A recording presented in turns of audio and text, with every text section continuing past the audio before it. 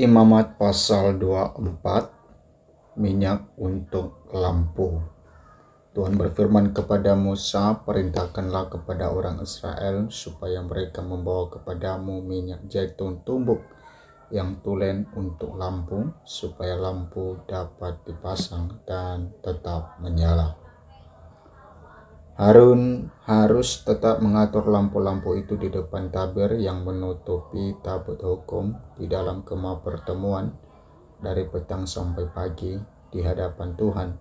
Itulah suatu ketetapan untuk selama-lamanya bagimu turun-temurun. Di atas kandil dari emas murni haruslah tetap diaturnya lampu-lampu itu di hadapan Tuhan.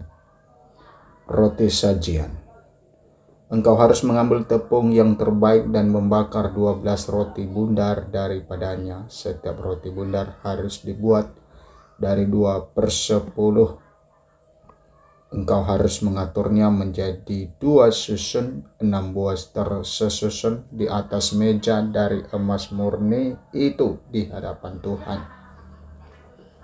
Engkau harus membubuk kemenyan tulen di atas tiap-tiap susun. Kemenyan itulah yang harus menjadi bagian ingat-ingatan roti itu, yakni suatu korban api-apian bagi Tuhan.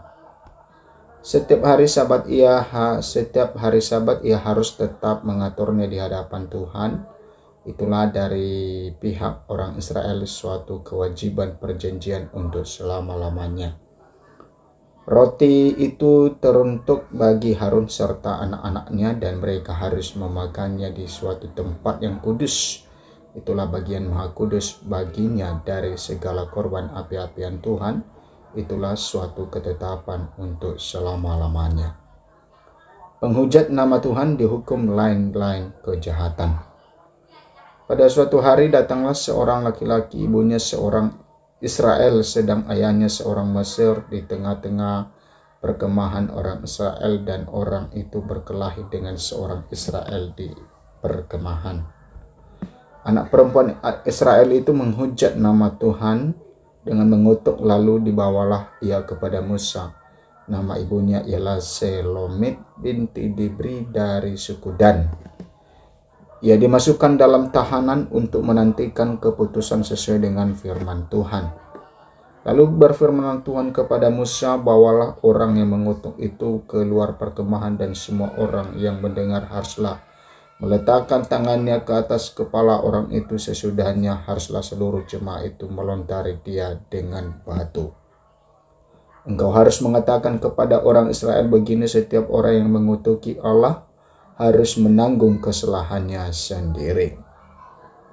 Siapa yang menghujat nama Tuhan, pastilah ia dihukum mati dan dilontari dengan batu oleh seluruh jemaah itu, baik orang asing maupun orang Israel asli. Bila ia menghujat nama Tuhan, haruslah dihukum mati. Juga apabila seseorang membunuh seorang manusia, pastilah ia dihukum mati. Tetapi siapa yang memukul mati seekor ternak harus membayar gantinya seekor ganti seekor. Apabila seseorang membuat orang sesamanya bercacat, maka seperti yang telah dilakukannya, begitulah harus dilakukan kepadanya. Patah ganti patah, mata ganti mata, gigi ganti gigi. Seperti dibuatnya orang lain bercacat, begitulah harus dibuat kepadanya. Siapa yang memukul mati seekor ternak, ia harus membayar gantinya. Tetapi siapa yang membunuh seorang manusia, ia harus dihukum mati. Satu hukum berlaku bagi kamu, baik bagi orang asing maupun bagi orang Israel asli, sebab akulah Tuhan Allahmu. Demikianlah Musa menyampaikan firman itu kepada orang Israel, lalu dibawalah orang yang mengutuk itu keluar perkemahan, dan dilontarilah dia dengan batu. Maka orang Israel melakukan seperti yang diperintahkan Tuhan kepada Musa.